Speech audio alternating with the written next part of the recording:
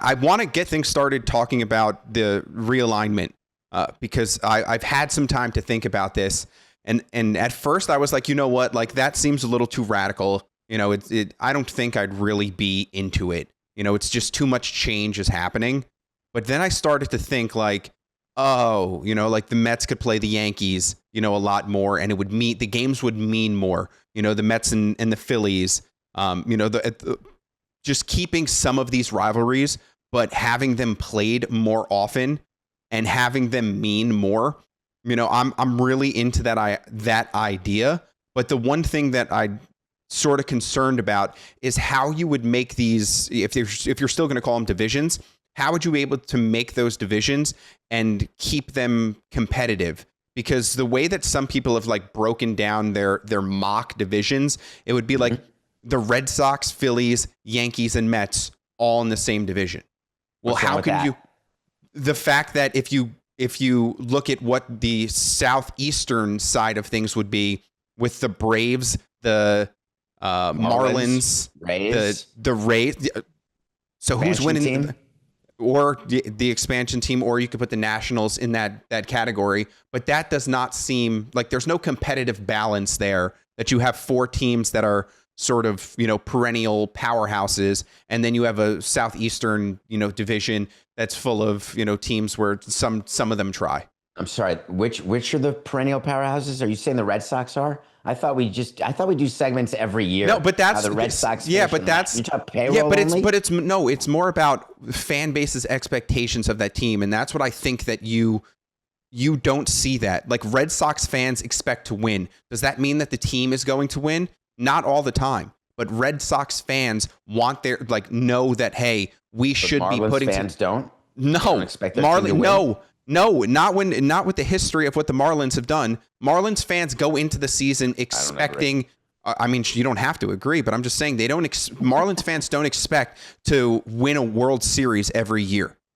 They haven't done that in a long time. Expected to win a World Series every year. But if you're a Red Sox fan or a Phillies fan or a Yankees fan, and now with what the Mets payroll is and what their roster is, a Mets fan, you're expecting to contend for the World Series every year. Okay, let's talk about this. That's the biggest difference. So are you saying that you want more of a cupcake schedule? Because what you're not hearing about, you may have 8 divisions of 4, but we haven't yet gotten a breakdown of what exactly the schedule would be. As a matter of fact, Jason Stark just wrote an article yesterday on The Athletic. Make sure you subscribe to The Athletic so you can read Jason Stark and Ken Rosenthal and Andrew Marchand and all the great writers of The Athletic, including Pablo Torre finds out. But we don't know. Are you going to play everyone in your division 12 times and then every other team 6 times and then maybe some teams only 3 times?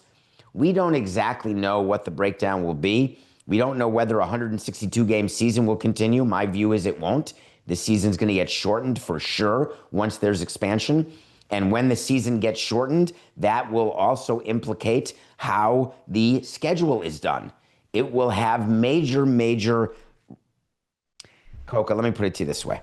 If you have the Mets and Yankees and Red Sox and Phillies in one division and they play each other 12 times each within that division, that's good for baseball. And if there's a division with the Marlins, Rays, Braves, and an expansion team, and they've got to play 12 times, that's still good for baseball because you're also going to play teams outside your division. And a shorter regular season means a longer postseason. All of this has to be bargained, and all of it will be bargained. And but you hold on. But you always say that, what Major League Baseball wants is they want their best teams, the biggest teams and the biggest brands in the playoffs. So if you have all 4 of those major brands in the same division, that means that all 4 of those teams cannot make it to that postseason. Why does it mean that? Because you can't have 4 teams in the same then there'd be no point in having divisions. Of course you can, because if you have 8 seeds per conference, let's say there's no American League, no National League, and you go Eastern Conference, Western Conference. Why is there not? There's 4 division winners. That means there's 4 wild cards. Why can't 3 teams from one division so you just want to water down the playoffs?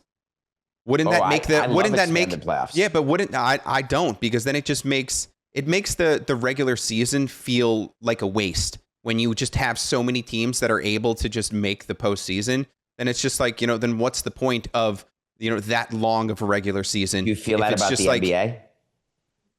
Yeah, I mean, look at the NBA. Look at what teams do now in the NBA when it comes to load management and trying to have players play 50 games in the regular season because they know that, there's going to be a late playoff push. I mean, it hasn't worked out at all for the Sixers, and it's definitely backfired on them. But you've definitely seen it, and it's been a major talking point in the NBA. I look at the same thing when it comes to like college basketball, where college basketball has a regular season and then they have a conference tournament, and the winner of the conference tournament gets an automatic bid, into March Madness, where to me, I never felt like, winning the conference tournament should get you an automatic bid. Why not? Isn't it better to be good when it matters than to be good when it doesn't? But that's exactly what I'm saying. And you just proved my point there, is you're saying the regular season didn't matter.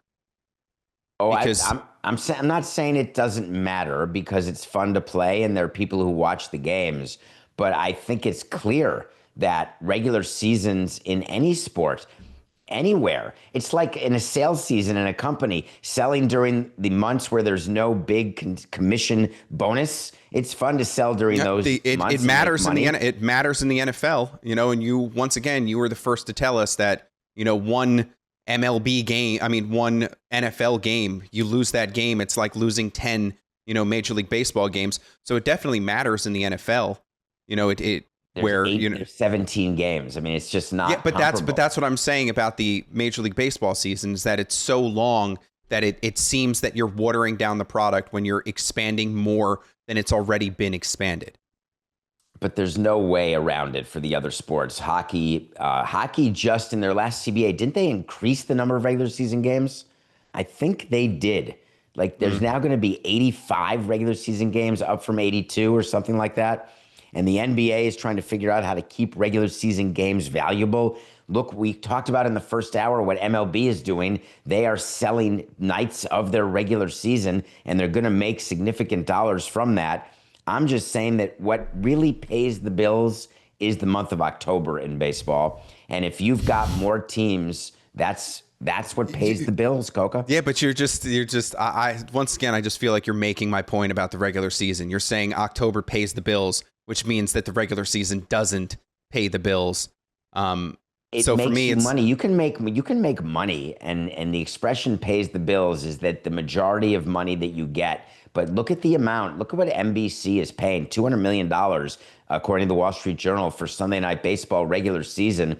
That's not a small sum of money to pay into the central office. And so you take the playoffs, and when you go sell October come 2028, you have it's going to be in the billions, because I'm just pushing for more competitive. Like, if you want the regular season to matter, then I'd like to push for more competitive regular season. So if we're going to realign, I just don't think that having a stacked division, because if you look out west, like you would have the Dodgers, the Giants, the Padres, and the Angels all in the same division, right? Good. That'd be a heck of a division. Yeah. Wait, you don't like that division either? No. But what I'm saying is then you'd have to look at everything else that's there. So do you say, hey, the Giants are too far north? We're going to have to put them in some sort of Northwest division, and we'll put the Mariners there and the Rockies there. But then, if Vegas is going to be there. So I just think there's different ways to play where you want to try and be as competitive as possible. And my whole thing is just like, hey, if we are going to realign, let's realign in a way where we don't have these two divisions that everybody cares about, and then there's all these other divisions, that it's really hard to pay attention to.